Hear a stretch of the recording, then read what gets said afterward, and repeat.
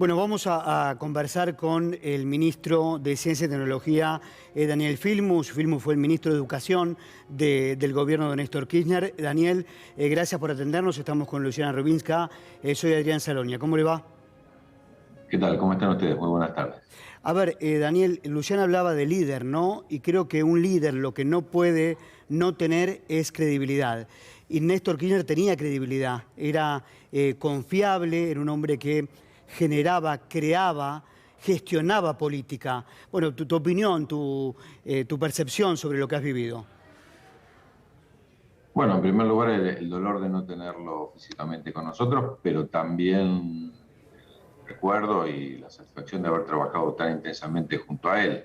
Es lo que decías vos, lo escuchaba Luciana y es tal cual.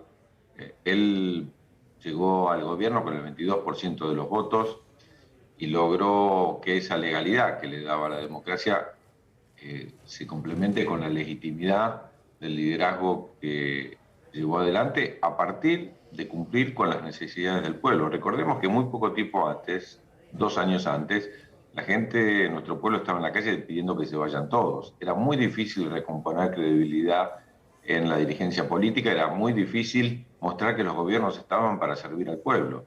Y lo que permanentemente nos decía Néstor era justamente eso. Yo me acuerdo, ustedes saben, yo lo conocí a él 2 días antes de asumir, así que no tenía una imagen personal de él definida. Y le pregunté la noche, en realidad estuve media hora reunido el viernes a la noche antes de asumir el domingo, y le pregunté qué es lo que esperaba de nosotros. Y él me dio la mejor definición que uno puede entender de la política. Me dijo: Daniel, quiero que te vayas a dormir todas las noches sabiendo que hiciste algo por la gente. Eso fue lo que nos pidió. Así que algo tan simple, tan básico, fue lo que permitió recomponer esa relación entre la política y el pueblo argentino, relación que después se confirmó no solo a partir de las elecciones, sino de un sentimiento que dura hasta hoy y que justamente permite que aquellas utopías, aquello que Néstor había dicho: no voy a dejar fuera de la casa de gobierno los ideales por los que luché toda la vida, lo hizo realidad. Así que recordarlo a Néstor también implica recordar esas utopías y la idea de que la política está para mejorar las condiciones de vida de nuestra gente y transformar el país. Ministro, ¿cuáles fueron los 3 legados más importantes, si usted tuviese que describir el legado que ha dejado Néstor Kirchner? Bueno, es muy difícil seleccionar 3, pero hay uno que me parece que fue fundamental y cambió un antes y un después, que tuvo que ver con la vigencia de los derechos humanos. Nosotros asumimos en una Argentina que había votado la ley del punto final, la obediencia debida, que el presidente anterior había indultado a aquellos que habían sido juzgados valientemente por Alfonsín, y Néstor llegó para decir: no era un tema de agenda, al revés, todo el mundo tenía miedo que si se avanzaba en esa dirección vuelvan los intentos de golpe militar, y realmente Néstor mostró que era la inversa. La segunda es el desendeudamiento. Claramente uno de los legados de la dictadura y de la década de los 90 para mantener la convertibilidad fue que el país se endeudó enormemente. Néstor Kirchner fue el primero que se plantó frente a los organismos de financiamiento internacional, renegoció la deuda privada, pero también después terminó con la vinculación con el Fondo Monetario Internacional. Miren qué bueno que hubiera sido que esto hubiera llegado así hasta hoy y no nos hubiéramos vuelto a endeudar con el fondo, porque eso claramente hipotecaba el futuro de la Argentina, no solo por la deuda, sino porque todos los planes económicos tenían que ser aprobados por el fondo. Entonces la soberanía argentina en este sentido no tenía cabida. Y el tercer tema, permítanme decir los míos, ¿no? Yo creo que él dejó un legado en educación y en ciencia y tecnología enorme. ¿Por qué? Porque cuando nosotros asumimos, y lo contamos siempre, no había clases en 7 provincias prácticamente. El primer día de función de Néstor fue acompañar la gestión que hicimos en Entre Ríos, y fue personalmente. Nunca, no hay antecedentes de un presidente de la Nación que el primer día de gestión viaje hasta Entre Ríos para resolver una huelga que ya llevaba 3 meses porque la provincia no pagaba los salarios, y llevó la plata desde la Nación, aunque no le correspondía, para que esos chicos tengan derecho a la educación y los docentes tengan la posibilidad de algo tan elemental como cobrar el sueldo. Pero lo resolvió en 7 provincias y al mismo tiempo fue sembrando las bases para una nueva educación en la Argentina, porque cambió todo el plexo normativo. Recordemos que la primera ley fue una ley, miren, si sería importante aplicarla hoy, de los 180 días de clase. La segunda ley fue la ley de educación técnica. Recordemos que en los 90 se había eliminado las escuelas técnicas porque no se quería un país industrial. La tercera ley fue la ley de financiamiento educativo, de llevar a 6 puntos el PBI, del PBI, la de la inversión en educación, que estaba en 3 puntos, duplicó la inversión y al mismo tiempo Ahora, duplicó el Daniel, PBI. hay datos objetivos, ¿no? Yo creo que él le devuelve el sentido social a la política y a la economía, como también le abre las puertas a la juventud. Estos son datos que no podemos negar, ¿no?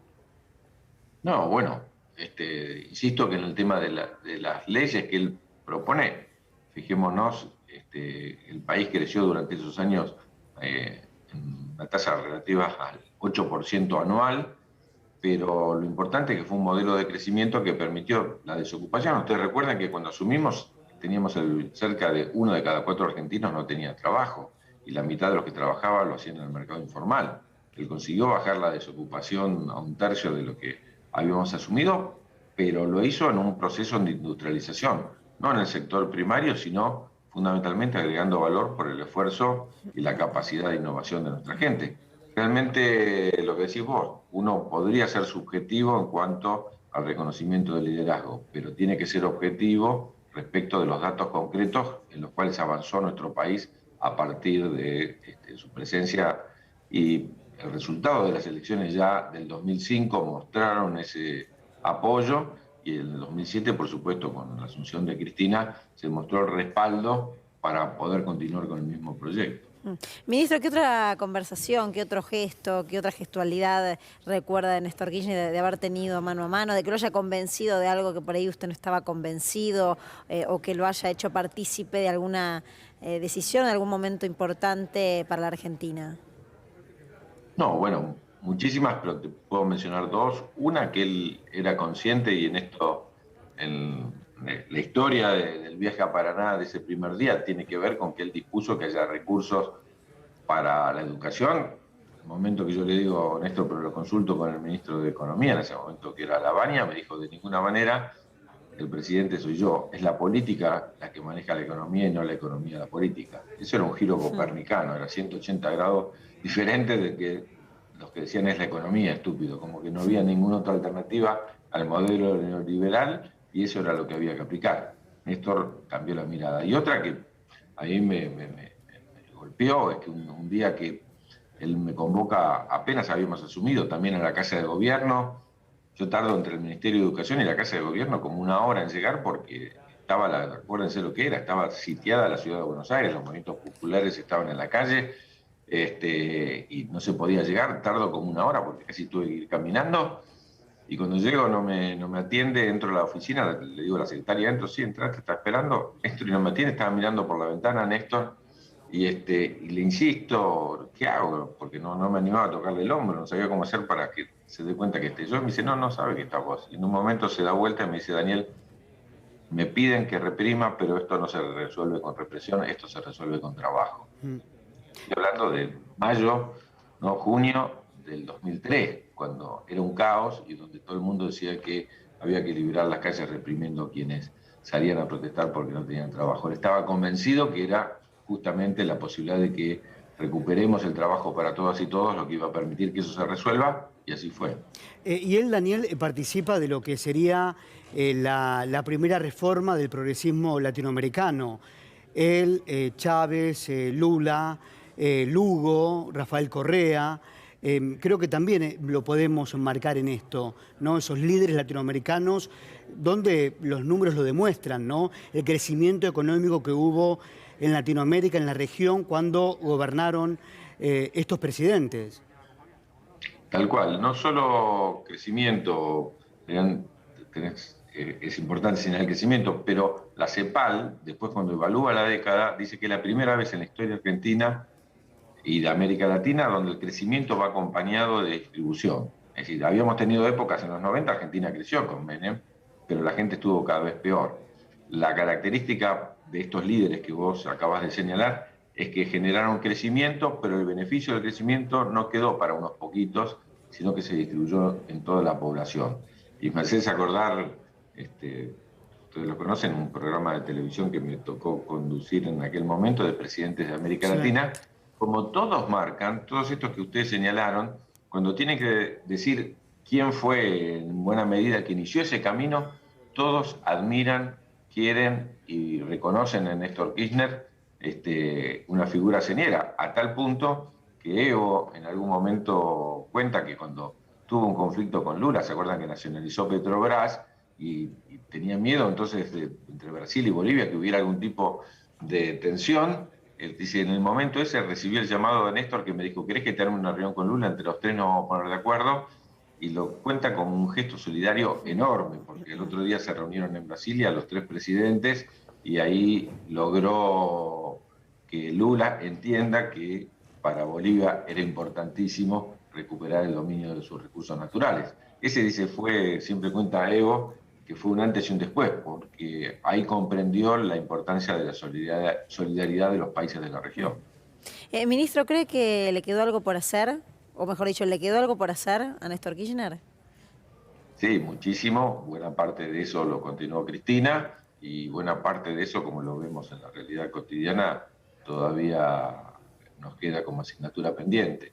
No creo que Néstor en ningún momento hubiera estado tranquilo mientras que hubiera un argentino sin trabajo, un jubilado sin ganar lo suficiente o familias argentinas todavía en situación de pobreza. Lamentablemente el neoliberalismo que continúa la gestión de Cristina a partir del 2015 hizo retroceder. Por ejemplo, ustedes me están viendo ahora en el Ministerio de Ciencia y Tecnología, que se creó en el 2007. Bueno, ya cuando volvimos en el 2019, este ministerio ya no existía, había sido degradado, ¿no? Bueno, imagínate todo lo que hay que recomponer después de esos 4 años. Me imagino a Néstor ahora volviendo y que alguien le dice, escúchame, estamos nuevamente endeudados con el fondo y con compromisos que si los tenemos que asumir no hay posibilidad de crecer. Bueno, nuevamente diría él que ¿se acuerdan la frase que él utilizó? Él utilizó creo que en Naciones Unidas, los muertos nos pagan deudas. Sí. O nos dejan crecer, nos dejan vivir, o si no, lo que estamos haciendo es hipotecando no solo el futuro de nuestro país, sino también de ese organismo. No vamos a poder pagar. La verdad es que sería una tristeza enorme, me imagino, para Néstor, ver lo que está pasando en la Argentina respecto de todos los pasos atrás que dio el macrismo cuando estuvo en el gobierno. Me imagino que él volvería a tener el mismo coraje en plantear las soluciones, las que está llevando adelante Alberto Cristina en este momento.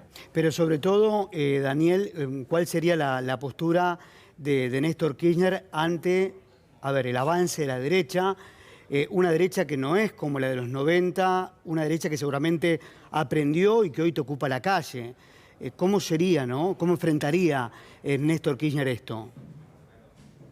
Bueno, en primer lugar, insisto, con las medidas que están tomando Alberto y Cristina, sin lugar a dudas, con el coraje que hace falta para las situaciones difíciles y claramente cada momento, cada coyuntura política tiene características particulares.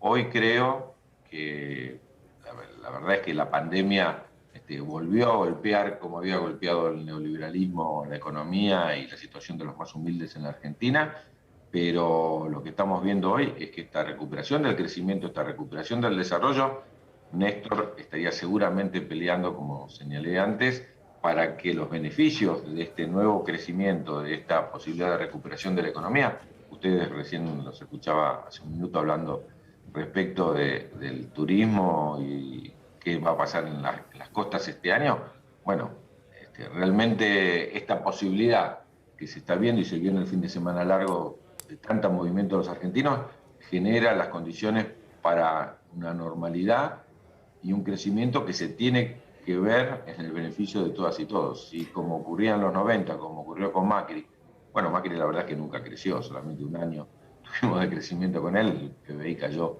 estrepitosamente. Pero no solo se trata de crecer, y en este sentido Néstor nos marcó un camino, sino se trata de que ese crecimiento beneficie a las grandes mayorías. Ministro, gracias por habernos atendido. ¿Va al acto de Morón? Sí, en un rato salimos y no, yo les agradezco a ustedes que hayan hecho tanto hincapié en la presencia cotidiana que tiene Néstor en la Argentina, en el amor de su pueblo y lo que tenemos que asumir como su legado, ¿no? Seguir peleando por los mismos ideales. Daniel, muchas gracias. Gracias a ustedes.